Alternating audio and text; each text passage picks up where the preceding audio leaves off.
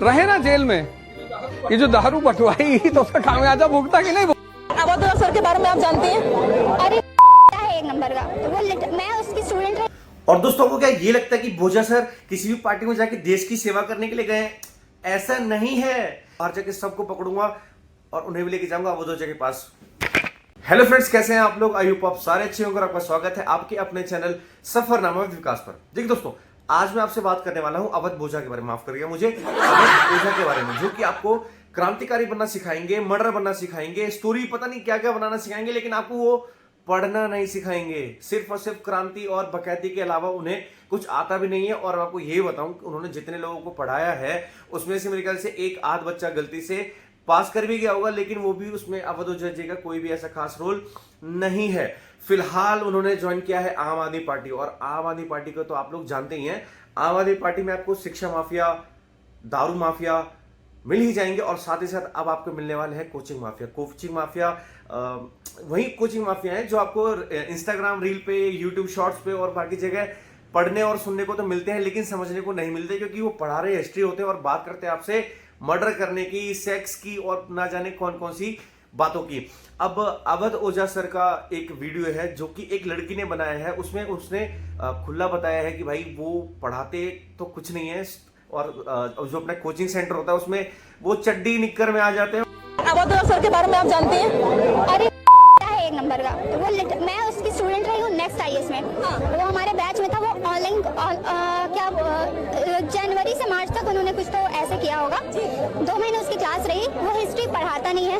वो 4 पॉइंट्स लिखा देगा हिस्ट्री के। कच्चे में आता था वो, लिटरली वो कच्चे में आता था।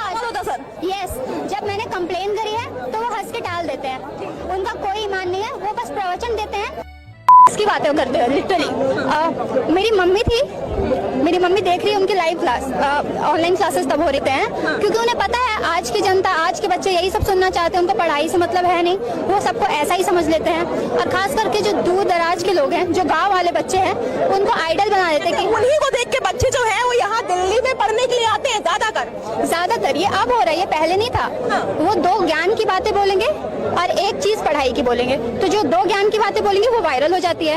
यूट्यूब चैनल से वो वायरल करते हैं, उन्हें पैसा मिलता है, और बच्चों को लगता है कि हाँ भाई ये तो सही बोल रहा है बंदा, ये तो जिंदगी की बातें बता रहा है, मुझे तो इसी से पढ़ना। बट उनको सच्चाई नहीं पता है। वो पढ़ाते ही नहीं है, वो कुछ नहीं पढ़ाते। वो हिस्ट्री के 4 चैप्टर्स पढ़ाते होंगे मुश्किल से, उनका सिलेबस तक वो तो लाइफ में। अरे यार भोजा सर क्या कर रहे हो? मतलब आप सेक्सोलॉजिस्ट क्यों नहीं बन जाते हिस्ट्री के टीचर छोड़ के? फिलहाल हमें इस टॉपिक से कोई मतलब नहीं है। हम बात करने वाले हैं आम आदमी पार्टी की बेवकूफी और साथ ही साथ अवध भोजा के बारे में। अब देखिए, इन्होंने पहले कोशिश करी बीजेपी में जाने की, लेकिन बीजेपी वालों ने इन्हें पूछा नहीं, इन्हें टिकट मिला नहीं। फिर ये गए कांग्रेस के पास, कांग्रेस वालों ने भी इन्हें लात मार के भगा दिया। फिर ये इन्होंने सोचा कि भाई कौन सी ऐसी पार्टी पकड़ी जाए जहां पे इन्हें आराम से रख लिया जाए। अब माफिया की बात हुई और हमारे केजरीवाल और आम आदमी पार्टी इन्हें ना रखे, ऐसा पॉसिबल था नहीं, तो इन्होंने केजरीवाल का हाथ थाम लिया और फिलहाल घुस गए आम आदमी पार्टी में। और दोस्तों को क्या ये लगता है कि भोजा सर किसी भी पार्टी में जाके देश की सेवा करने के लिए गए? ऐसा नहीं है। ये भाई साहब गए अर्थव्यवस्था को अपने हाथ में करने के लिए, और ये चीज इन्होंने पहले ही संकेत दे दिया था। ये वीडियो देखो आप। अभी बदत है भाई, अभी बदत है। चुनाव का पैसा आ गया, इसीलिए तो लोग इतना परेशान है एमपी विधायक बनने के लिए। अर्थव्यवस्था उनके हाथ में आ जाती है, कोई सेवा करने थोड़ी जा रहा है। क्या बोला तूने? अर्थव्यवस्था उनके हाथ में आ जाती है, कोई सेवा करने थोड़ी जा रहा है। पैसा ही पैसा होगा साले। अब ये हमारे रील वाले मास्टर, मतलब रील मास्टर, इनकी किस बात पे आप बिलीव करोगे? ये भाई साहब पहले बोलते हैं कि नहीं हम एक इंडिपेंडेंट पार्टी बनाएंगे, उसके बाद बोलेंगे कि कोई फंड आएगा तो हम एक अच्छा काम करेंगे, और साथ ही साथ अब जब इन्होंने बीजेपी और कांग्रेस दोनों जगह से उन्हें सीट नहीं मिली, तो उसके बाद ये गए आम आदमी पार्टी में, और बिना पैंदी के लौटे भाई साहब, बिना पैंदी के। इन्होंने खुद एक्सेप्ट करा और उसका प्रूफ भी है मेरे पास, वो देखो आप। अब तो मैं पार्टी का हिस्सा हूँ, तो पार्टी जो भी आदेश करेगी मैं वही करूंगा। अभी बदत है भाई, अभी बदत है। चुनाव का पैसा आ गया, इसीलिए तो लोग इतना परेशान है एमपी विधायक बनने के लिए। अर्थव्यवस्था उनके हाथ में आ जाती है, कोई सेवा करने थोड़ी जा रहा है। क्या बोला तूने? अर्थव्यवस्था उनके हाथ में आ जाती है, कोई सेवा करने थोड़ी जा रहा है। पैसा ही पैसा होगा साले। तू कभी नहीं लड़ूंगा इंडिपेंडेंट, अगर लड़ूंगा तो वैसे तो लड़ूंगा नहीं, लेकिन कहीं से फंड वंड आ जाए 100-200 करोड़ रुपए तो सोच लेता हूं, या कोई दानी दे कि लो भैया 100 करोड़ रख लो, तुम्हें शर्म है कुछ शर्म आया है? बताइए 2024 में किसी पार्टी से टिकट मांग रहे थे आप? एकदम मांग रहे थे।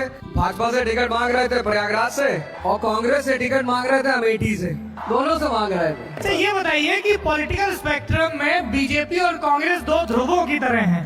आप भाजपा से भी टिकट मांग रहे थे, कांग्रेस से भी टिकट, ये कैसे? मेरी स्थिति जो थी, जो अपने पाले में बुला लेगा, मेरा ये था कि जो अपने पाले में बुला लेगा मैं उसकी तरफ से लड़ूंगा। और फिर उस पार्टी की आइडियोलॉजी को जस्टिफाई भी करना पड़ता है। आइडियोलॉजी, एक मूवी आई थी साहब बीबी और गैंगस्टर, बड़ी प्यारी मूवी थी वो, जिमी शेरगिल की शायद मूवी थी। तो उसमें वो पूछती है कि वेजिटेरियन या नॉन वेजिटेरियन, तो कहता मौकाटेरियन। चले एक काम कर, 200 रुपए दे और 50 रुपए काट ओवर एक्टिंग के वजह। तो इनके जैसे लोग आएंगे और जनता अगर जागरूक है, रहे ना जेल में, ये जो दारू बटवाई तो उसका खामियाजा भुगता कि नहीं भुगता? फिर अब बाहर आ गए, जेल में रहे, अब तो बाहर आ गए, तो मुख्यमंत्री पद से हट गए, और कितनी सजा दोगे? भाई मैं इन्फ्लुएंस हुआ इनसे उस दिन जिनसे मैंने सुना कि ये गैंग्स ऑफ वासेपुर की बातें बता रहे हैं, कालीन भैया के बारे में बातें बता रहे हैं, और हिस्ट्री का तो इन्हें कुछ आता पता ही नहीं है। फिलहाल मैं इनको अपना बना चुका हूं मोटिवेशनल स्पीकर, और इनको मैं मानता हूं अपना आइडल। और इतना बेबाक तरीके से मैं आपको इसलिए बोल रहा हूं क्योंकि भाई साहब मैं भी अवध ओझा जी के वीडियोस अब मैंने कल से देखने शुरू कर दिए हैं, और मैं बहुत ज्यादा मोटिवेट हो गया हूं। कम से कम 15-20 किलो मोटिवेशन मेरे अंदर भर चुकी है। फिलहाल अभी मैं बाहर जाके सबको पकड़ूंगा और उन्हें भी लेके जाऊंगा अवध ओझा के पास।